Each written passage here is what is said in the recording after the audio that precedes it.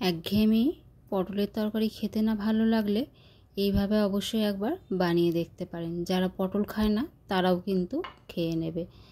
তো আজকে আমি শেয়ার করব পটলের একটা দারুণ স্বাদের রেসিপি। এটা কিন্তু ভাত, রুটি, পরোটা, পোলাও সব কিছুর সাথে খেতে কিন্তু দারুণ লাগবে। হ্যালো ফ্রেন্ডস, বর্ণালী ফুড স্টোরিজ চ্যানেলে আপনাদের আরও একবার স্বাগত।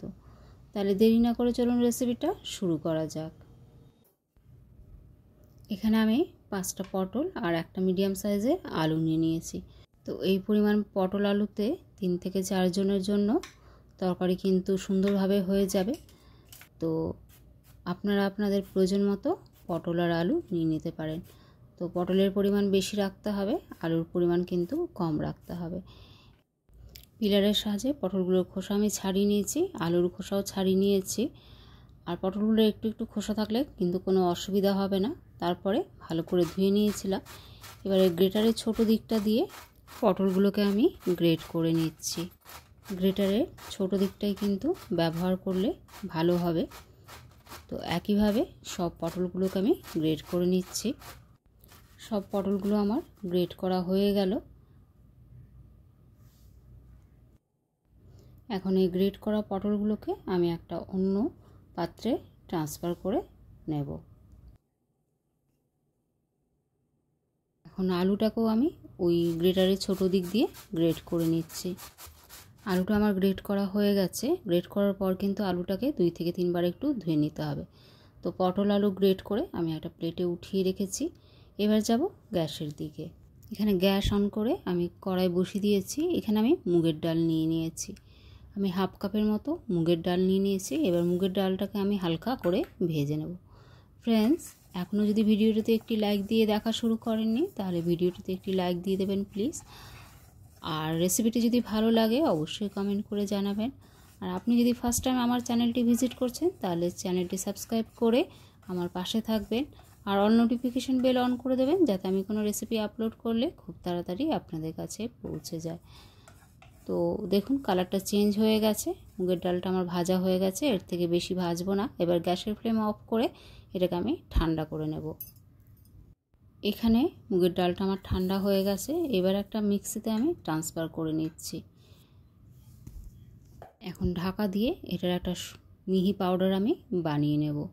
পাউডারটা যেন একদম খুব মিহি হয়, কোনো দানা যেন না থাকে, সেইভাবে কিন্তু একটু পাউডারটা বানিয়ে নিতে হবে।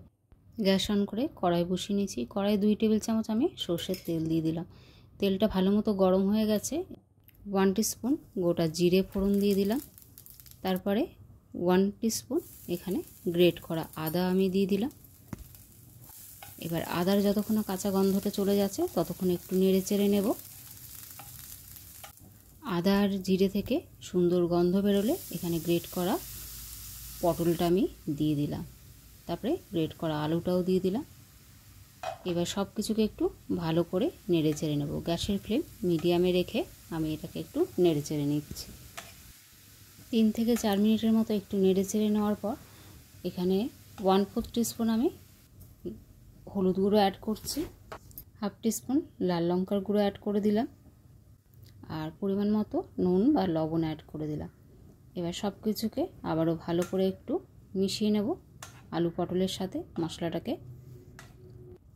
এখানে আলু পটলের সাথে মশলাটাকে ভালো করে আমি মিশিয়ে নিচ্ছি। গ্যাসের ফ্লেম মিডিয়ামে আছে। মশলাটা কিন্তু আলু পটলের সাথে ভালো করে মিশে গেছে। পটলটার মধ্যে কিন্তু এখনও জল জল ভাব আছে। এবার আমি কি করব, যে মুগের ডালটা ভেজে মিক্সিতে গুঁড়িয়ে রেখেছিলাম সেটা অ্যাড করে দিলাম। এবার ভালো করে মুগের ডালের সাথে এটাকে আমি মিশিয়ে নিচ্ছি। যদি আপনাদের মনে হয় যে জলের প্রয়োজন আছে তাহলে কিন্তু 1-2 চামচ জল অ্যাড করে দিতে পারেন। তো এটাকে ভালো করে মুগের ডালের সাথে মিশিয়ে একদম শুকনো শুকনো করে নিতে হবে, কোনো রকম যেন জল না থাকে। আপনারা মুগের ডালের পরিবর্তে কিন্তু বেসনও ব্যবহার করতে পারেন, কিন্তু আমার কাছে মুগের ডালের গন্ধ আর ফ্লেভারটাই যেন বেশি ভালো লাগে, তাই এখানে আমি মুগের ডালটা ব্যবহার করেছি। তো সব কিছু নেড়েচেড়ে নেওয়ার পর একটু ঢাকা দিয়ে রেখে দিলাম। গ্যাসের ফ্লেম কিন্তু আমার লোতে আছে। তো এবার সব কিছুকে আরও একবার মিশিয়ে নিচ্ছি ঢাকাটা খুলে। আর দেখুন সব কিছু কিন্তু ভালোভাবে মিশে গেছে। এবার গ্যাসের ফ্লেম অফ করে ঢাকা দিয়ে দিচ্ছি এবং ঠান্ডা হওয়া পর্যন্ত আমি অপেক্ষা করে নিচ্ছি। তো ঠান্ডা হওয়ার পর একটা পাত্রে আমি ট্রান্সফার করে নিচ্ছি। এখন এটা থেকে আমি ছোট ছোট বল বানিয়ে নিচ্ছি। খুব বেশি বড়ও বানাচ্ছি না, আবার কিন্তু খুব বেশি ছোটও বানাচ্ছি না। আপনারা চাইলে অন্য কোনো শেপও দিতে পারে। বলগুলো কিন্তু কোনো রকম ফাটছে না, খুব সুন্দর কিন্তু হয়ে যাচ্ছে। এই জন্য কিন্তু গ্রেটারের ছোট দিকটা দিয়েই কিন্তু গ্রেট করে নিতে হবে। আর যদি গ্রেটার না থাকে সেক্ষেত্রে কিন্তু মিক্সিতেও একটু ঘুরিয়ে নিতে পারেন। এইভাবে পটলের তরকারি বানালে কিন্তু যারা পটল খায় না তারাও কিন্তু অনায়াসে খেয়ে নেবে। তো এখানে সব বলগুলো আমার বানানো হয়ে গেছে। এবার কড়াইয়ের মধ্যে কিছুটা আমি তেল নিয়ে নিয়েছি। তেলটা ভালো মতো গরম হলে আমি বলগুলোকে এর মধ্যে দিয়ে দিচ্ছি। গ্যাসের ফ্লেম মিডিয়ামে রেখে আমি এগুলোকে একটু লাল লাল করে ভেজে নেব।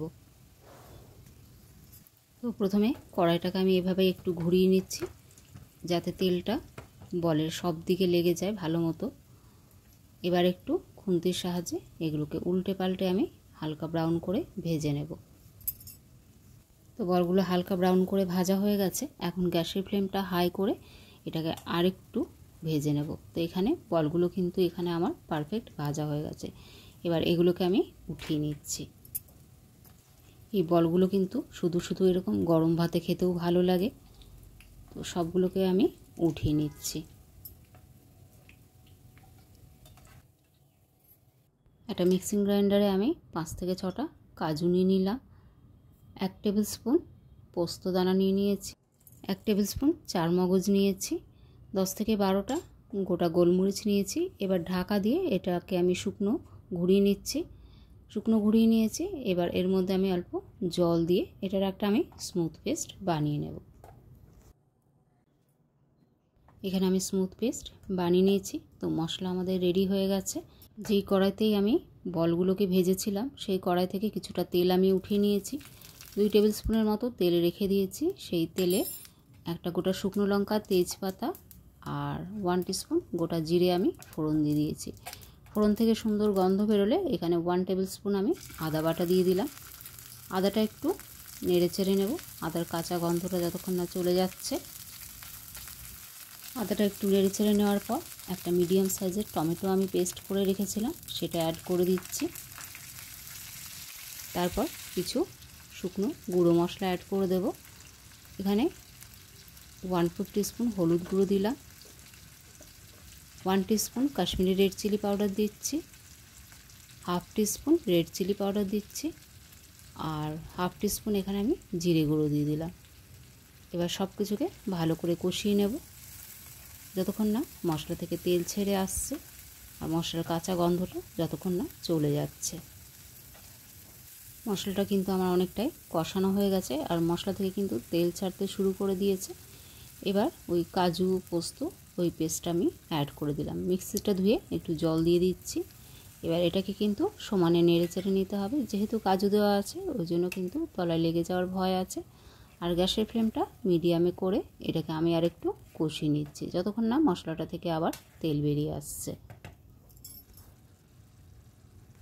মশলাটা থেকে কিন্তু তেল বেরিয়ে আসতে শুরু করে দিয়েছে। মশলাটা আমার কষানো হয়ে গেছে। আবার একটু ভালো করে নাড়িয়ে নিচ্ছি। ভালো করে নাড়িয়ে নেওয়ার পর এখানে আমি 1 কাপ গরম জল অ্যাড করে দিলাম। তো জলটা দেওয়ার পর আমি ভালো করে জলটা মশলার সাথে মিশিয়ে নিচ্ছি। আর জলটা যতক্ষণ না ফুটছে ততক্ষণ কিন্তু একটু অপেক্ষা করে নিচ্ছি। তো আমি এখনও রান্নাটাতে লবণ ব্যবহার করিনি। এখানে আমি পরিমাণ মতো একটু লবণ দিয়ে দিচ্ছি আর 1/2 টিস্পুন চিনি অ্যাড করে দিচ্ছি। যেহেতু নিরামিষ রান্না ওই জন্য আমি একটু ঝোলটা দিলাম। ভালো মতো ফুটতে শুরু করে দিয়েছে। ভালো মতো ফুটতে শুরু করলে যে বলগুলো বানিয়ে রেখেছি সেগুলো কিন্তু অ্যাড করে দেব। আর বলগুলো দেওয়ার পর কিন্তু বেশিক্ষণ রাখা চলবে না। জাস্ট 1 মিনিট ঢাকা দিয়ে একটু কুক করে নেব। 1 মিনিট পর ফিরে এলাম। দেখুন কি সুন্দর লোভনীয় হয়েছে না। এবার কিন্তু এর মধ্যে একটু গরম মশলা আমি ছড়িয়ে দিচ্ছি। গরম মশলা ছড়িয়ে দেওয়ার পর একটু ভালো করে সব কিছুর সাথে মিশিয়ে নিলাম আর গ্যাসের ফ্লেমটা আমি অফ করে দিয়েছি। এবার ঢাকা দিয়ে একটু স্ট্যান্ডিং টাইম দিয়ে এটাকে সার্ভ করে নেব। তো এখানে আমি সার্ভ করে নিচ্ছি। তো এইভাবে নিরামিষ পটল কিন্তু একবার বানিয়ে দেখতে পারেন, খেতে কিন্তু দুর্দান্ত হয়েছিল। আর মিষ্টিটা দিলে কিন্তু একটু বেশ ভালোই লাগে, যেহেতু নিরামিষ রান্না সেই জন্য আমি এখানে মিষ্টিটা ব্যবহার করেছিলাম। আপনারা চাইলে কিন্তু স্কিপও করতে পারেন। রেসিপিটা যদি বেশি ভালো লেগে থাকে অবশ্যই ফ্রেন্ডস আর ফ্যামিলির মধ্যে শেয়ার করে দেবেন। সবাই ভালো থাকবেন, দেখা হচ্ছে পরের ভিডিওতে।